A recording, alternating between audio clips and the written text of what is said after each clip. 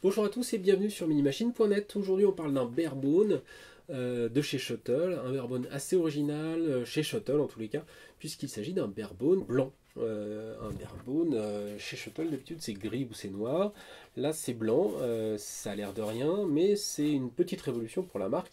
C'est un peu comme si Mercedes nous sortait une Mercedes rose. Voilà. Donc c'est des gens assez sérieux chez Shuttle et sortir un barebone blanc, ça montre une certaine ouverture de leurs produits vers le grand public. C'est le Shuttle H81V, ici en version white, donc un H81VW. C'est une machine qui est déjà dans le commerce, vous pouvez acheter aujourd'hui, et qui propose pas mal de choses intéressantes. On va détailler un petit peu d'abord ce qu'il y a dans la boîte livrée par Shuttle. Alors une dock évidemment, comme d'habitude, donc une petite dock qui va recenser tous les composants et tous les éléments de la carte mère qui est intégrée dans la machine, de la pâte thermique pour pouvoir fixer un processeur, donc petite pâte thermique qui va se mettre entre le processeur et le dissipateur qui est fourni. Ici on a des petites vis qui vont servir à fixer les stockages 2,5 pouces intégrés à la machine qu'on va vouloir intégrer. Une grosse alim,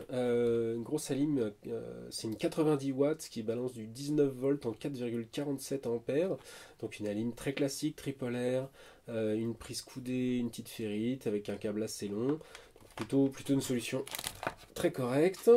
Un câble d'alim qui est tripolaire, donc très classique également. Et enfin un petit DVD qui contient tous les pilotes qui sont exploités par l'engin. Hop, on met ça de côté.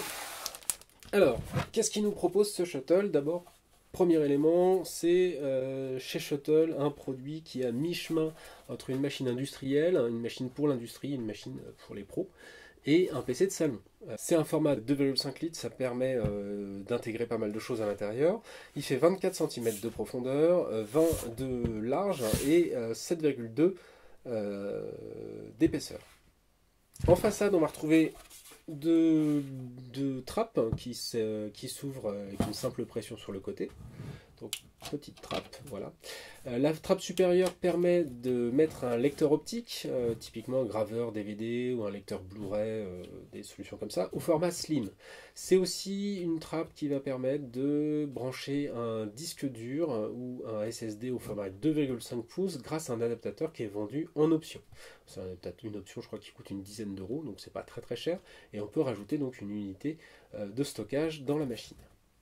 En dessous, on a de la connectique en façade, donc on peut cacher facilement, ce qui est plutôt pas mal si on veut mettre ça dans le salon, sous la télé ou autre. Et donc cette connectique est assez large avec 4 ports USB en façade. Il y en a 2 en USB 3 et 2 en USB 2.0. C'est plutôt bien parce que ça permet de brancher des accessoires, des manettes de jeu, des clés USB ou autres en façade. Par contre, le fait d'avoir mis que de l'USB, il n'y a pas d'USB 3 en face arrière, c'est un peu dommage, parce que si on voulait brancher un disque externe à demeure, on va dire, il serait forcément en face avant. Il y a également deux ports jack, donc avec une entrée micro, une sortie casque. Donc voilà, très très standard, mais plutôt pas mal trouvé. Ici, on a le bouton d'allumage de la machine qui est rétroéclairé par une petite LED, donc ça signale quand la machine est en fonction, parce que c'est une machine relativement silencieuse. On a ici également une petite LED qui va nous signaler l'activité du disque dur ou du SSD, ce qui est très pratique quand on a un SSD, puisqu'on ne les entend pas et que ça va nous signaler que ça fonctionne quand même. Sur chaque côté, on a d'énormes ventilations, d'aération. Donc ça fait quasiment toute la partie, il ne reste plus beaucoup de métal sur ce côté. De l'autre côté c'est pareil, et là on devine deux ventilateurs qui vont travailler en extraction. Donc ils vont récupérer l'air chaud de l'intérieur de la machine et l'extraire sur le côté. Donc c'est un élément à prendre en compte, c'est-à-dire qu'on ne peut pas poser la machine comme ceci, surtout pas.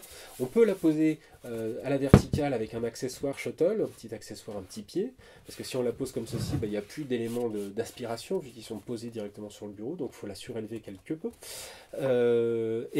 Sinon qui vont travailler, il ne faut absolument pas poser quelque chose sur le côté de l'engin parce que l'extraction ne se fera plus et là ça va se mettre à chauffer beaucoup l'intérieur.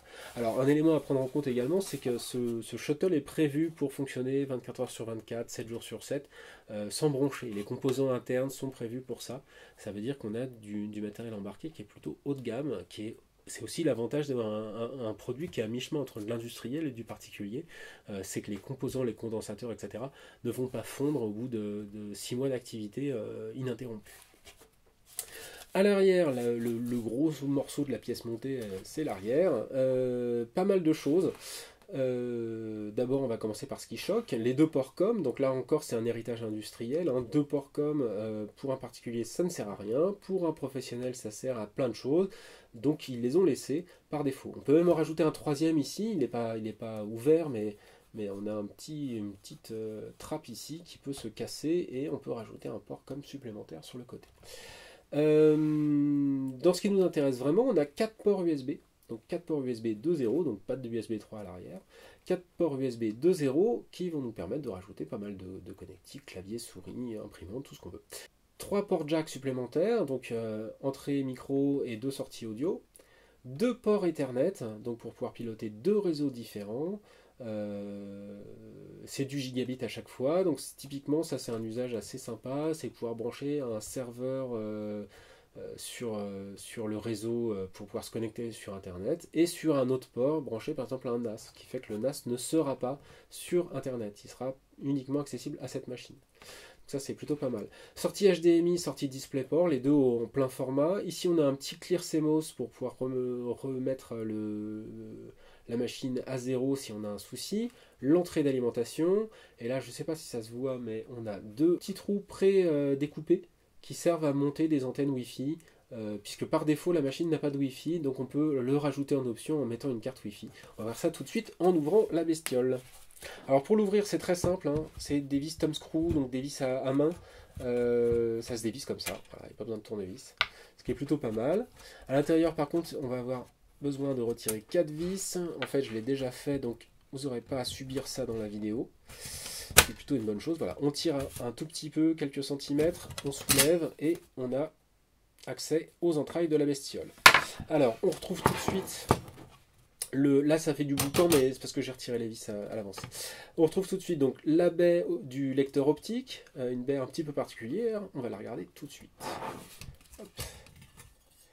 Donc en fait cette baie elle cache une petite surprise. Donc d'abord on peut fixer sur cette baie un adaptateur pour pouvoir mettre un stockage, un SSD. On va mettre ici l'adaptateur et on va pouvoir rajouter un stockage SSD comme ceci plutôt. Voilà. C'était exactement la même chose avec le dernier shuttle dont on a parlé. On avait ce type d'adaptateur et donc ça permet de rajouter un stockage supplémentaire. Mais en fait, si on regarde bien, on a également 4 trous ici. 4 trous qui vont nous permettre de fixer un second stockage en dessous de la machine, en dessous de la baie. Donc ça, c'est plutôt sympa, ça gêne pas, on a la place, hein, on peut fixer un stockage supplémentaire. Et donc, rien qu'avec cette petite baie, on va pouvoir mettre 2 unités de 2,5 pouces. Donc ça, c'est plutôt très très bien.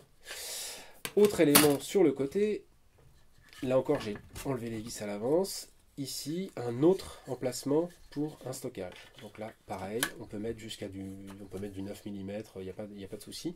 Et donc on va avoir la possibilité ici de brancher un troisième emplacement, un troisième 2,5 pouces, donc ça en fait déjà 3 dans une machine de 2,5 litres, c'est quand même pas mal. Voilà, à l'intérieur on découvre pas mal de choses. Et à commencer par ce dispositif de refroidissement particulier.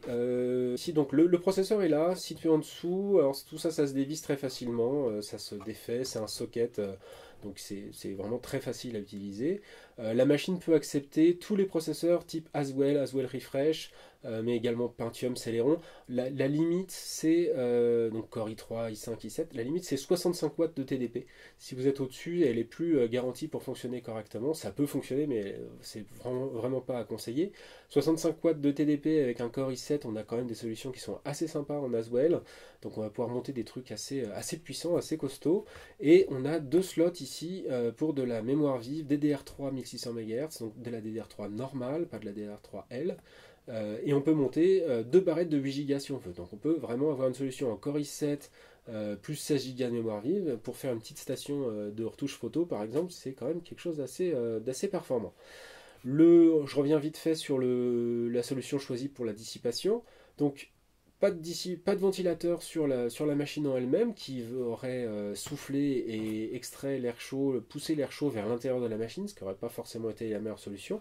On a la place de caloducs qui vont faire voyager la chaleur sur le côté. Et là, on a les deux petits ventilos qui vont aspirer l'air frais de l'extérieur, prendre l'air chaud de l'intérieur et le recracher sur le côté. Donc c'est pour ça qu'il ne faut vraiment pas ni la poser comme ceci, ni bloquer la ventilation sur le côté, sinon ça va vite pas fonctionner très très bien.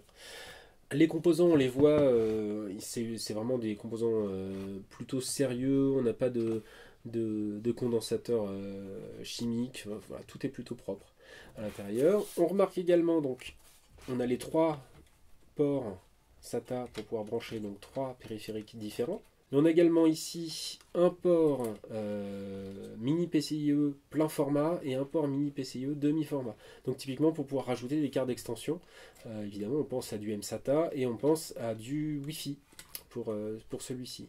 Donc ça c'est vraiment des trucs qui sont très sympas, c'est qu'on peut faire évoluer la machine de façon assez complète. Avec un mSATA 128 Go par exemple pour le système et 3 unités de stockage en 2,5 pouces, on a quand même la place dans un format qui est du 2,5 litres, hein, qui est vraiment très compact malgré tout, de se construire un petit serveur plutôt très correctement, niveau stockage très correctement équipé. Et donc c'est vraiment une solution qui est intéressante pour, à mon avis, deux types d'usages. Soit faire une machine headless, donc une machine qu'on va mettre dans un coin sans écran, qu'on va adresser via réseau uniquement pour faire du stockage, faire un petit NAS sur mesure ou autre. Donc une solution vraiment qu'on planque dans un coin. Soit se faire une machine de salon qui aura des capacités notamment en retouche d'image, pas forcément en jeu parce que le chipset graphique des processeurs Haswell n'aura jamais les performances d'une solution externe type Nvidia ou AMD, mais on est quand même sur une solution qui est capable de faire des petits jeux, mais beaucoup de travail. Se faire une machine qui va être capable de faire de la bureautique, du Photoshop, du Surf, tout ça c'est sans aucun souci avec un engin qui va être relativement silencieux et qui va fonctionner, vraiment qui peut être laissé fonctionnel en permanence sans avoir d'autres soucis à se faire que sa facture d'électricité. Voilà, c'est une machine qui est très bien conçue de la part de Shuttle, très bien construite, facile d'accès et qui permet d'utiliser des composants de PC traditionnels, donc dans un format vraiment très compact. Traditionnel, donc DDR3, processeur Haswell, c'est du socket standard, c'est pas des processeurs pour mobile. Voilà, donc c'est une solution plutôt très bien trouvée de la part de Shuttle qui doit permettre de construire des machines plutôt costauds. C'est vraiment une solution pour se faire des machines sérieuses. Voilà, à bientôt.